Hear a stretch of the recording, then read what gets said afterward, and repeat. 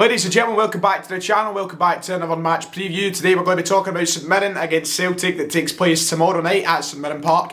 I mean, it's been a game that on both occasions so far in the league, it's been a tough game. We've not made it easy for ourselves, and in fact, the last time we played them, they beat us at Celtic Park for the first time in over 30 years. So aye, exciting.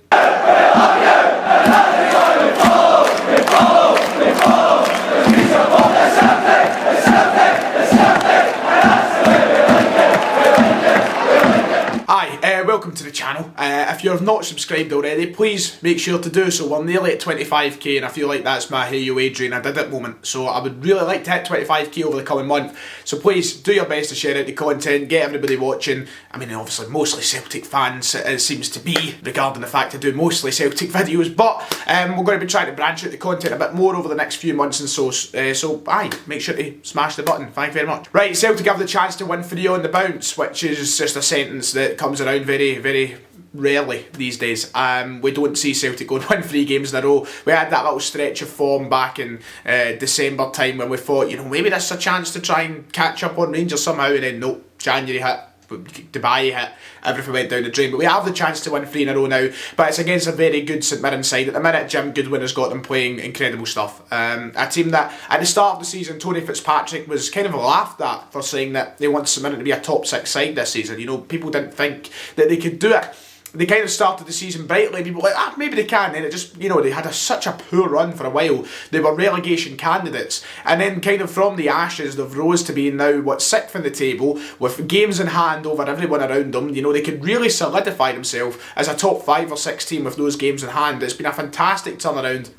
And a real credit to Jim Goodwin for everything that they have done over the past few months. They've been proper decent to watch, you know, they've been quite an entertaining side, and as we know from their visit to Celtic Park a couple of weeks ago, they're not a team to underestimate. So aye, Celtic, what are we going to do? What is the game plan for Celtic here? Look, I'm going to say off the bat once more, I'm not optimistic of us getting a result tomorrow. I think with the games that they've now got coming up, I was asked a little while ago, in the next 3 games, what do you think we'll do points wise? Do you think we'll get 9 from 9? I said I'd be surprised if we get 9 from 9, and it was all down to this game. I think that the trip to St Mirren Park is going to be a tricky one, and we struggled earlier in the season there too. I know we've already kind of spoke about or alluded to the fact that they beat us at Celtic Park, but the game earlier on in the season wasn't easy. Big Duffy, I believe, scored that day. Hopefully he doesn't have the chance to recreate that, but you know, they made it difficult, and I've been saying it for a few weeks now. I think out of all the games in the kind of run we've got here, this could be one of, if not the trickiest. It's a difficult team to play at the minute. Celtic are going to go into the game with the understanding, I think, once more, that teams aren't afraid of them now. You know, we're used to seeing teams very compact, sit behind the ball, and we've said this week in, week out, but if they've learnt anything from the last half hour against Motherwell there, it's, yep, let's rough up this defence, let's try and get in behind, let's put uncomfortable balls behind the defenders, and we can get something. And that's exactly what they've done at Celtic Park. We've seen their goals at Celtic Park, and you know, we never really worried them going forward. I think their game plan is going to change very little in terms of what will be different, and you could say that there will be a change because they're at home this time, but why would they change? It was such a successful recipe for them at Celtic Park, the way that they defended and the way that they attacked. Mostly defensive wise, it was really impressive what they'd done, because they gave Celtic the chance to move forward, but as soon as we got into that final third, there was nothing. And I think you could probably say that for a majority of the Scottish Premiership teams this season, but we may have had a large share of the ball, we may have got into that final third of the park, but as soon as we got there, you know, the defence nullified anything from happening. Cross balls were dead for Celtic, and we couldn't get a killer pass in behind. Our shots weren't really amounting to much. Within that final third, St Mirren were really good at keeping this at bay. So I think that they'll just kind of try and replicate exactly what they've done moving forward. You know, it was simple for them. It was like cutting through butter, a hot knife through butter. It was just very simple, and I think that they'll try and get all those positives. Again, you've got to remember, it's a team now that has even Brophy up front, who will love the chance to play in a game like this. You know, Celtic very prone to playing a high line. And with St Mirren having good players on those wings and good players in the midfield too that have been playing well recently, you know, one through ball for Brophy, he's in behind Welsh or Ayer and he's off. And then you've got an amputee in Scott Bain goals. it kind of all adds up for St Mirren. I think it's going to be a tough game for Celtic. But look, we need to just build on the positives that we've had over the past few games. Past 2 games. Kilmarnock more particularly, considering we kept a clean sheet, we scored 4 goals. But kind of repeat those things. Turnbull for me has to move now back into that area, which is right behind the strikers. We spoke about that in the 3 things we learned.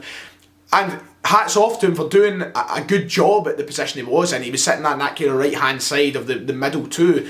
He was on that right-hand side of that, and he's still done well, but you see the difference. There's a massive difference in what he can offer to Celtic when he's playing in that role and he's playing in the natural number 10 and behind the strikers. There's such a difference in David Turnbull's style and in what he offers. And granted, I think everything he's been asked to do this season, he's done superbly. He's been brilliant. Let's be quite honest about that.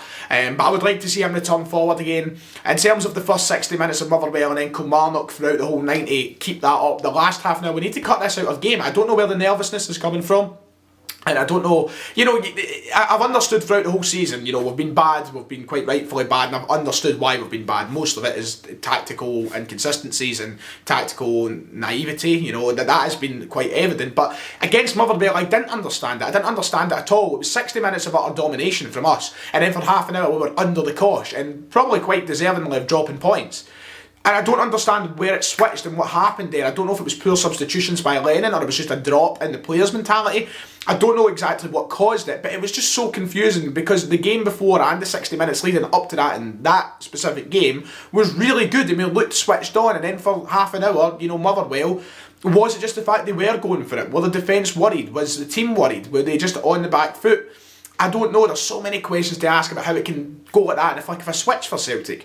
And we need to refrain from letting that happen, because the thing is about St Mirren, and the thing is about being away from home at St Mirren Park, is that can happen at any point in the game, I think. I think St Mirren could do that from the start right to the finish. I think they've got the quality and the confidence at the minute to do something like that, whereas Motherwell, it took them their time. It took them going 2-0 down to go, right, we need to fight here, we need to push into them, let's stop letting them control the ball. St Mirren can do that from the start, and they showed it at Celtic Park. In the first half at Celtic Park, St Mirren were all over us. So I think that they can do that much more effective than Motherwell can, and if they choose to do it if they choose to try and dominate the ball and kind of create the tempo of the game, we will struggle. So, team and score predictions, it's the part we're all waiting for. I think Celtic are going to go down the route once more of trying to make as little change as possible to the winning formula at the minute. I mean, it's hardly a convincingly winning formula, but it's getting results. So I think Lennon will try and stick to that, because the main criticism Lennon is faced by the media and fans, well, not the main, but one of the main, is the fact that we've not had a settled 11. We've not had a consistent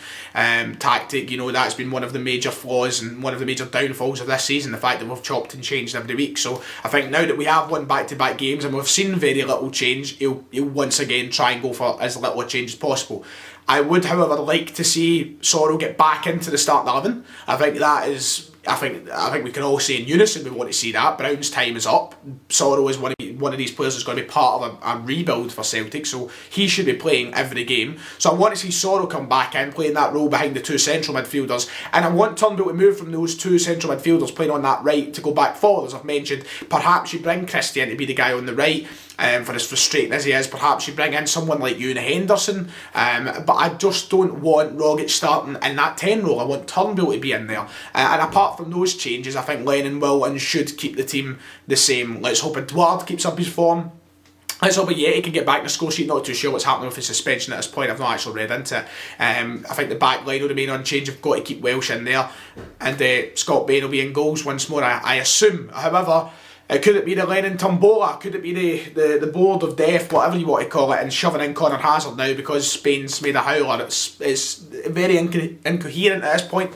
But it is what it is. And that does it then. As for my score prediction, I'm going to go for 2-1 to Celtic, and I think that's me being ambitious. I think St Mirren are going to offer us a really good challenge, and I think they'll be knowing they can go into this and win again, just like they did a few weeks ago. So I'm not going to be too over my head about it. Let me know what you think in the comments below. Make sure to hit like, and as I said earlier, subscribe. Let's get to 25k as soon as possible. I feel like that makes you look very professional. I want 25. Anyway, thank you. I'll see you all next time.